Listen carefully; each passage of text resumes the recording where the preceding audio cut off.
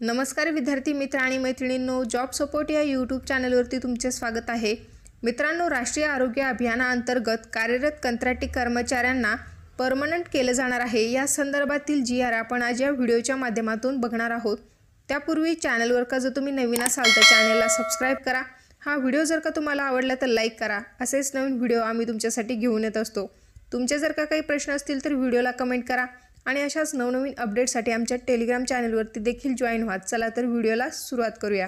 तर बघा मित्रांनो, या ठिकाणी राष्ट्रीय आरोग्य अभियानाअंतर्गत कार्यरत कंत्राटी कर्मचाऱ्यांपैकी 10 वर्ष व त्यापेक्षा जास्त सेवा झालेल्या कर्मचाऱ्यांच्या सेवा समायोजनासाठी सार्वजनिक आरोग्य विभागातील मंजूर समकक्ष पदांचे सेवा प्रवेश नियम सुधारित करून त्यामध्ये रिक्त होणाऱ्या समकक्ष पदांवर सरळ सेवेने 70% व समावेशनाने 30% याप्रमाणे भरती करण्याबाबत सेवा प्रवेश नियमात सुधारणा करण्याबाबतचा 14 मार्च 2024 रोजीचा हा जी.आर. सविस्तर माहिती पाहूया। त्या ठिकाणी राष्ट्रीय आरोग्य अभियानाअंतर्गत कार्यरत कंत्राटी कर्मचाऱ्यांच्या सेवा समावेशनाबाबत विविध संघटनांशी माननीय मंत्री सार्वजनिक आरोग्य विभाग यांच्या अध्यक्षतेखाली दिनांक 18/8/2023 व दिनांक 31/10/2023 रोजी बैठकी आयोजित करण्यात आल्या होत्या। त्यामध्ये आरोग्य विभागामध्ये दरवर्षी रिक्त होणाऱ्या पदांवर सरळ सेवेने भरण्यात येणाऱ्या कोट्यापैकी सरळ सेवेने 70% व उर्वरित 30% पदांवर राष्ट्रीय आरोग्य अभियानाअंतर्गत किमान 10 वर्षे व त्यापेक्षा जास्त सेवा झालेल्या कंत्राटी तांत्रिक अतांत्रिक कर्मचाऱ्यांचे समायोजन करण्याकरिता वयाची अट शिथिल करणे व आरोग्य विभागातील नियमित पदांकरितांचे सेवा प्रवेश नियमामध्ये आवश्यक ते बदल करण्याबाबत निर्णय घेण्यात आलेला आहे। तर बघा मित्रांनो, या ठिकाणी आरोग्य विभागामार्फत भरल्या जाणाऱ्या पदांपैकी 70% जागा ह्या सरळ सेवेमार्फत भरण्यात येणार आहेत आणि उर्वरित 30% जागा ह्या 10 वर्षे सेवा केलेल्या कंत्राटी कर्मचाऱ्यांसाठी राखीव असतील। ह्या उर्वरित 30% पदांवर राष्ट्रीय आरोग्य अभियानाअंतर्गत किमान 10 वर्षे व त्यापेक्षा जास्त सेवा झालेल्या कंत्राटी तांत्रिक तसेच अतांत्रिक कर्मचाऱ्यांचे समायोजन करण्यात येणार आहे। त्यानुसार आयुक्त आरोग्य सेवा यांनी दिनांक 7/11/2023 पत्रान्वये राष्ट्रीय आरोग्य अभियानातील कर्मचाऱ्यांच्या समायोजनासंदर्भातील प्रस्ताव सादर केलेला होता।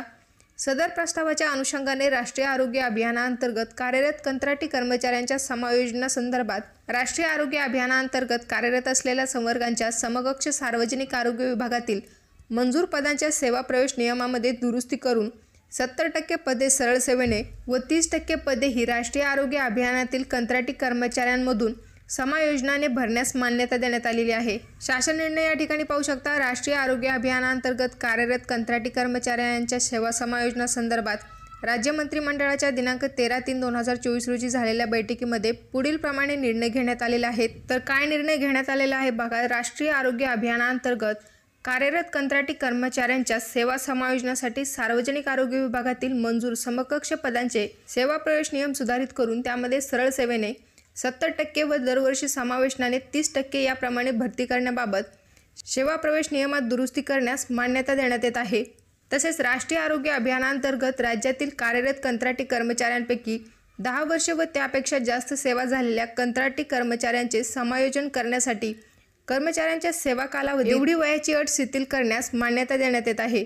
आणि राष्ट्रीय आरोग्य अभियानाअंतर्गत राज्यातील कार्यरत कंत्राटी कर्मचाऱ्यांपैकी 10 वर्षे व त्यापेक्षा जास्त सेवा झालेल्या कंत्राटी कर्मचाऱ्यांचे सेवा समावेशन केल्यानंतर त्यांचे वेतन त्यांच्या लगतच्या मागील महिन्यामध्ये प्राप्त होणाऱ्या मानधना एवढ्या नियमित वेतन श्रेणीतील पुढील टप्प्यावर निश्चित करण्यास मान्यता देण्यात येत आहे।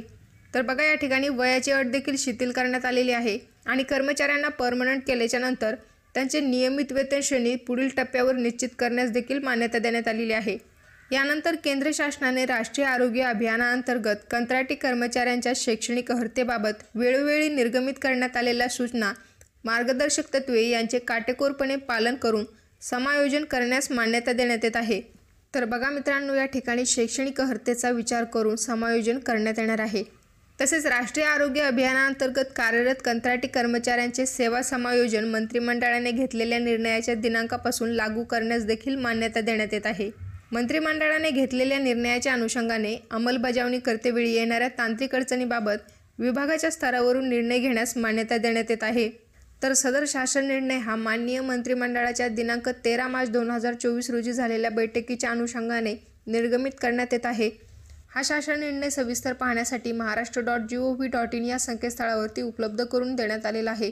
तर मित्रांनो, ही होती अत्यंत महत्त्वपूर्ण अशी माहिती. हा व्हिडिओ जर का तुम्हाला आवडला असेल तर लाईक करा, शेअर करा. भेटूया परत अशाच एका नवीन व्हिडिओसोबत. जय हिंद, जय महाराष्ट्र.